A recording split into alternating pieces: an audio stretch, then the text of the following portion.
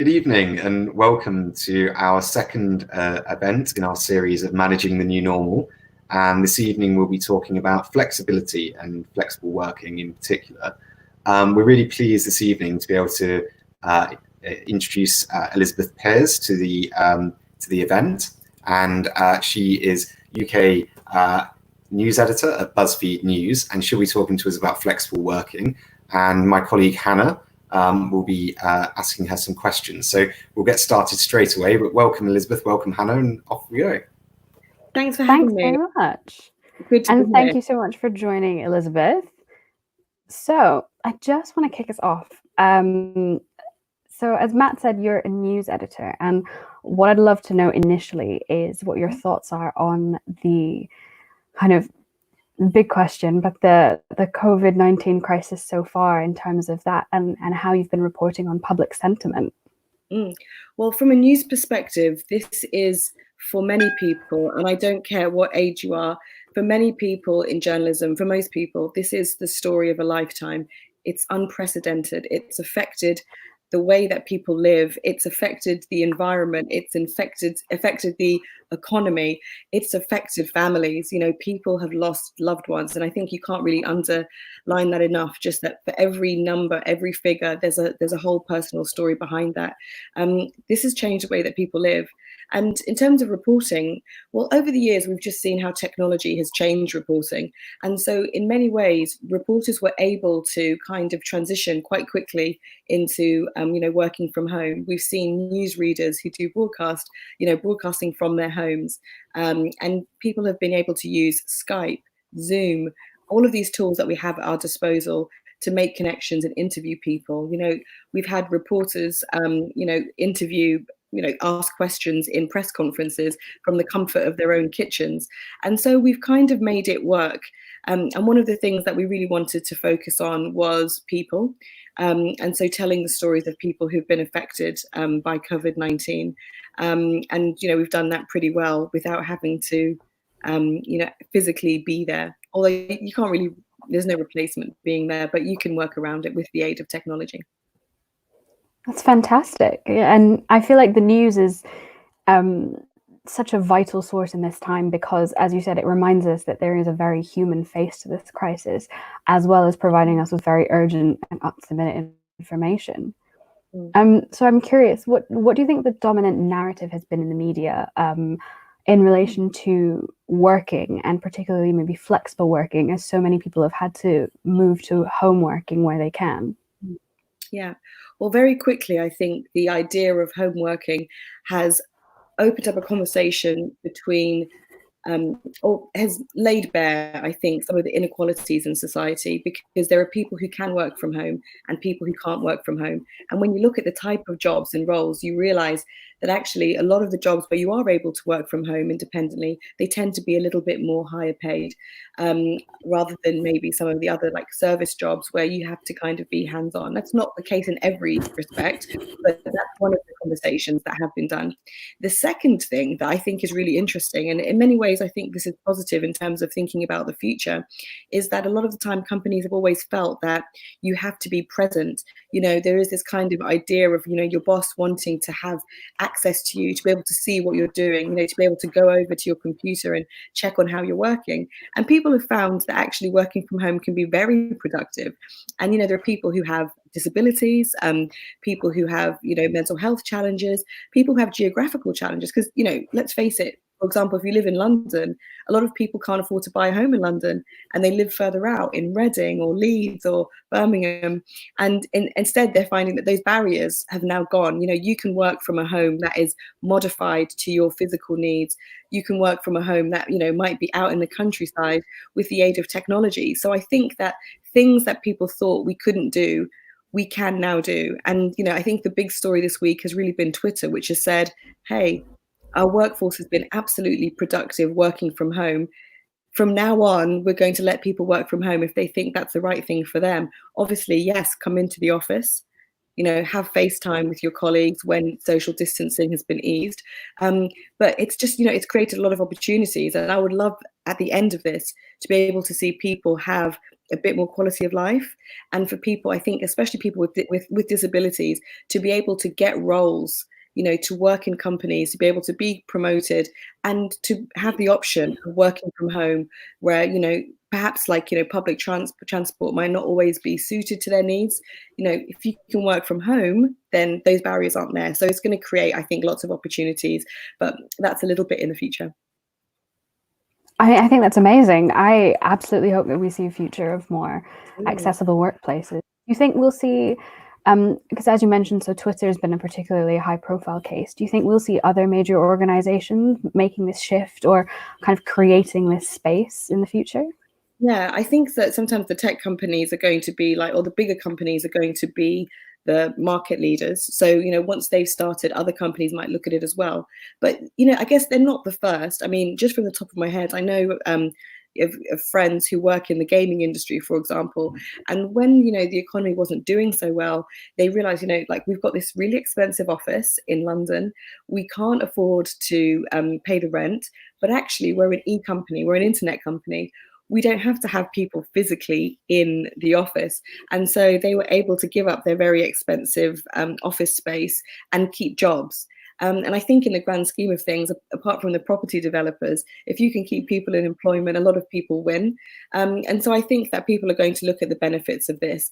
And I think, if you're talking bigger picture, you're thinking about, the environment or having more cycling.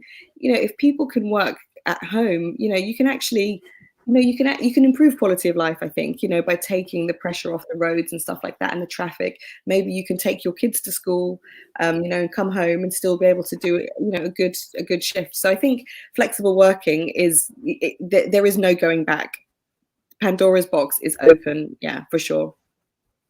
Yeah, the best kind of Pandora's box. And I like what you said as well. It's flexible working isn't just you're not working in the office, but you can work flexible hours as well, and that accommodates things like parents having to do a school run. It's almost not about the hours, it's about your output, if you will.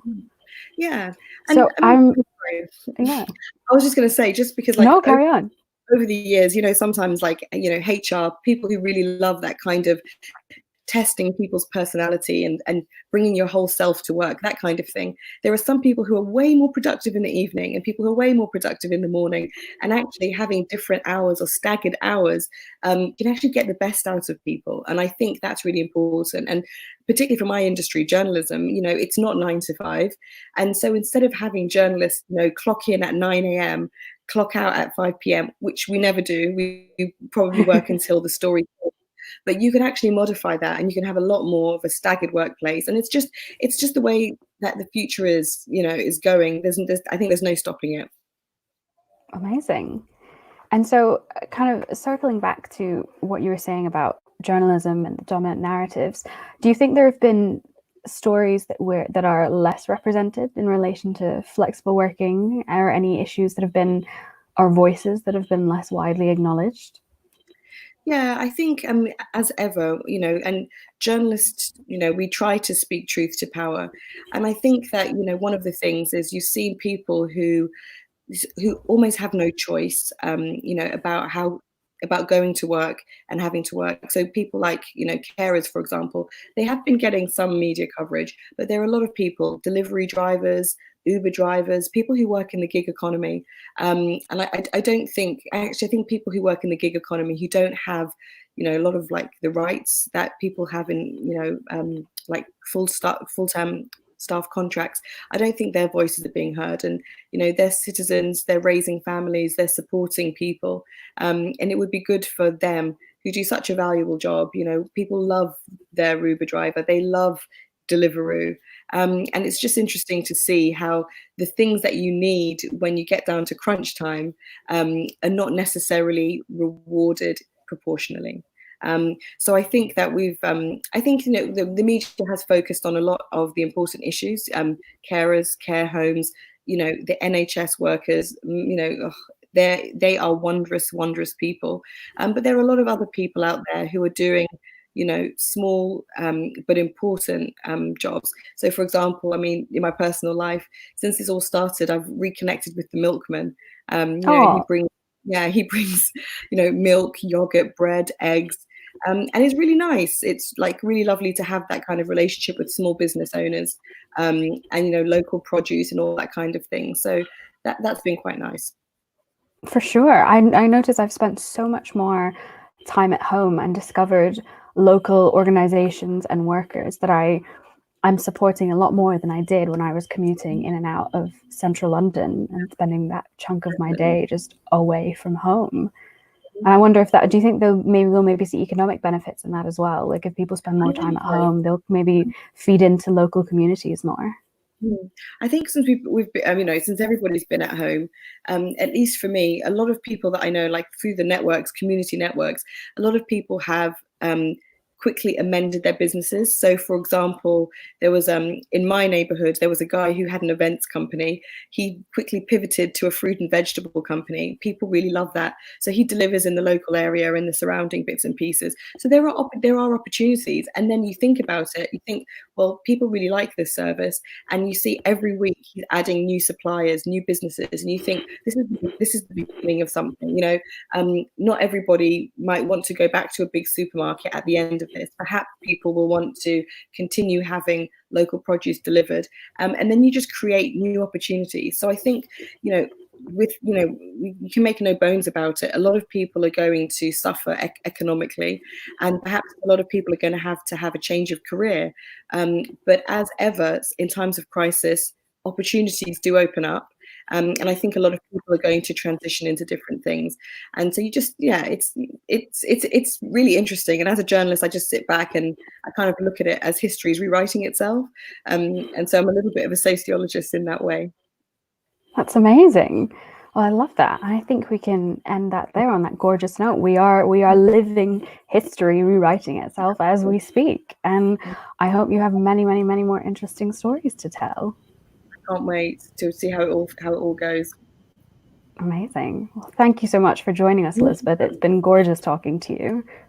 Oh, thank you, Hannah. Yeah. Thanks so much, Elizabeth. And just a quick kind of shout out to all our watchers as well. That if you have any questions, then obviously do post them in the comments and react to what you're seeing on screen. We'll try and answer those as best we can as we go through the event.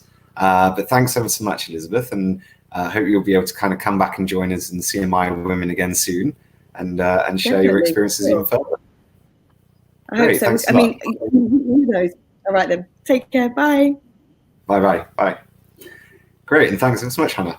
So next up, we're going to introduce another of my new colleagues, Madalena, who joined again very recently and joined remotely and has been working remotely ever since in our research and insights team. And we're going to talk through a little bit of the research that we've done recently, which was taken just before the government guidance was published over the weekend. And so, Madalena, welcome. And perhaps you can tell us a little bit about that research. I believe we spoke to more than 1,000 practicing managers. So what did they say? Hi, Matt, and hi, everyone. Thank you very much for joining. I'm very glad to be here tonight. So, yes, you are correct. We did run a poll last week before the government released the guidance, and just over 1,000 managers took part in the poll. And the poll was aimed to get the views and opinions of managers in advance of the government releasing this new guidance on how to come back to the workplace, and if that was going to happen sooner rather than later. So what we found was that managers were concerned, and understandably, about returning to their workplace, even though they were feeling confident about implementing the government's guidance. Half of them thought it would take a couple of weeks or more to implement the guidance, and they were expecting both short-term and long-term financial implications for their businesses. Okay, so we know that there's some concern. We know that it's not going to be straightforward. And we've heard earlier from Elizabeth there, some people will be expected to return to workplaces and others will continue to be working from home for quite some time by the sounds of it. So what did our research tell us about home working in particular? So we asked managers about both their organization, and also about the team that they manage. How are things in regards to home working? And at the organization level, the majority of managers, that is 97% of those that took part, reported that at least some staff in the organizations are home working during the crisis. But a higher proportion of managers reported that the team they directly manage are currently home working. And that is just over 3/4 stated that all or most staff are home working. So there's a distinction, because at the level of the organization, even though we had a majority, it was at least some are working, whereas in terms of the teams, it's either all or most. And it'll be great to hear from those watching as well. If you can comment and let us know, will you be home working? Will you be returning to a workplace? And any questions as well on the research as we're discussing it, please do let us know and interact as much as possible. One thing we're keen to understand really is, are businesses keen? Do we know if businesses are keen to actually return to the workplace? So for businesses to returning to the workplace, they need to be aware of the government guidance. So we did ask them, the managers, are you aware of the government releasing guidance, and are you aware of any details of the guidance? And just over half had an awareness that the government was going to release the guidance and some of the detail. So with that in mind, 2/3 of the managers reported that their organizations wanted to return to the workplace, but it would definitely depend on the guidance. And only a small proportion, and we're talking under 10%, were looking to return immediately after the government would release the guidance. And surprisingly, 15% have no plans to return to the office because they can do their work just fine from home. Which I think reflects what Elizabeth was just saying as well, the fact that this has been really significant shift to flexible working for many people, and for some time really. So how do we intend to track the impact of flexible working through our research? So at the moment, we do run regular surveys and polls, and I strongly encourage members to engage with this. The greater the number of respondents, the greater the variety of members taking part, and so the more representative our findings are of the CMI community. And I also want to highlight the launch of our exclusive community Manager's Voice at the end of this week. So please do keep an eye out and get involved, because the Manager's Voice community will provide you with the opportunity to have your say on a regular basis on a series of important topics in these very unusual times, but also going forward. And to kind of give you an example of what the community would be like, you might be already a member of an online panel. And if not, this is live on Facebook. So it's just like an exclusive Facebook group, but you would be offered the opportunity to answer a question every week, or a few questions, and let us know what your thoughts are on those matters. Absolutely. So rather than me just asking random questions, there's a bit more structure to it and a bit more thought behind it, and we can get some really useful results from it. That sounds right? Yeah. Great. Okay. Well, again, just any questions coming through either on Elizabeth's section earlier, or some of the stats that we've discussed, whether they sound about right to you, tell us what you think. Really, does that kind of resonate, or is there anything we've said so far that perhaps doesn't really quite strike the chord? I'm interested again about this question of confidence and trust. So you've said, we conducted this poll when really people had seen leaks in the press, perhaps more than the strict guidance. So bearing that in mind, what were the findings related to confidence and trust in terms of returning to the workplace at that point? So, perhaps not surprisingly, just over half of managers said that when deciding to reopen their business, their organization's senior leaders would most likely listen to the government. And 1/4 of them said that they will listen equally to the government, staff, and customers. But, we can already notice that it would be, in terms of priorities, it's the government sets the role. that's what the data says. Absolutely. And interestingly, when the guidance came out, obviously risk assessments, they were advising needed to be conducted with staff and trade unions. So in one sense, the guidance itself pushes more for collaboration in terms of preparing workers to go back to work, which is, I believe, a good sign. So in terms of the impact on staff, what do we know about concerns that staff actually have? Do our managers, have they reported concerns specifically? Yes, we had 69% of the managers stating that some or most of their staff have expressed concerns about returning to work. And amongst the most voiced concerns, there was the general risk of contacting the virus, very understandable, not feeling comfortable about working closely with others. Perhaps, again, the fear of contacting the virus was flaring.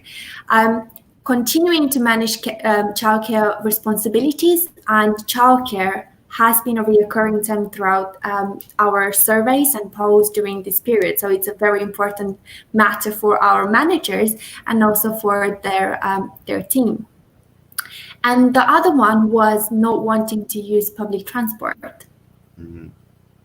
Yeah, absolutely. And again, these are some of the issues that were picked up by Elizabeth earlier that, I think she kind of really brought to life, some of these comments as well. So, that's all really interesting. And so, as we said, that was then prior to the announcement, that was based on rumor and what was being reported in the media. What are we doing at CMI to explore this further? The good news is we are working on something that is aimed as, assessing the impact on staff and flexibility post-COVID-19. The bad news is I haven't yet looked at the data, so unfortunately it's too early to say anything. But again, do keep an eye out, and the filing should be coming your way in a couple of weeks. Wonderful, absolutely wonderful. And yeah, welcome to CMI. I know obviously it's only your second or third week now, so off to a very strong start. Fantastic. So thanks ever so much for joining us, Madalena. It looks like our members are being a little quieter this week than they were last week. So, if you do have any questions, please do post them. It'd be great to hear from you. But otherwise, then I say thank you to Madalena, and have a lovely evening for what is left of it. And I'd like to invite Hannah back to tell us a little bit more about what's coming up at CMI. Hello again, everybody. So I just wanted to let you guys know that next week, our event, same time next week, will be with Sandra McLeod, who is a CMI companion and group CEO of Echo Research. And so she'll be joining us to discuss our crisis management theme in terms of managing reputational risk. And if you can't get enough of CMI content, we also have our weekly Better Managers briefing, which is every Friday from 1:15, led by our CEO, Anne Franke. And this Friday, she is going to be joined by Lord Mark Price from Engaging Works. We also have our Future Leaders podcast, which you can find on CMI's SoundCloud. And this week, we're talking all things new lockdown guidance and handy presentation skills, because those will serve you well even when you are working remotely. And in exciting news, we have our Manager's Voice community launching on Friday. So keep an eye on the Facebook group for much more information. And I think that's all from us for tonight. So what we'd love from you is to find out what you'd like to see in further events from CMI Women, whether it's this series or others. And we'd love to hear your stories of flexible working from before the crisis, during the crisis, and what you think it might mean moving forwards. You've had some inspiration this evening from what Elizabeth has been sharing with us, and we'd love to hear what you think. So please do let us know. But for now, I will leave you to your evenings and say thank you again for joining us, and we look forward to seeing you next week. Take care, everyone.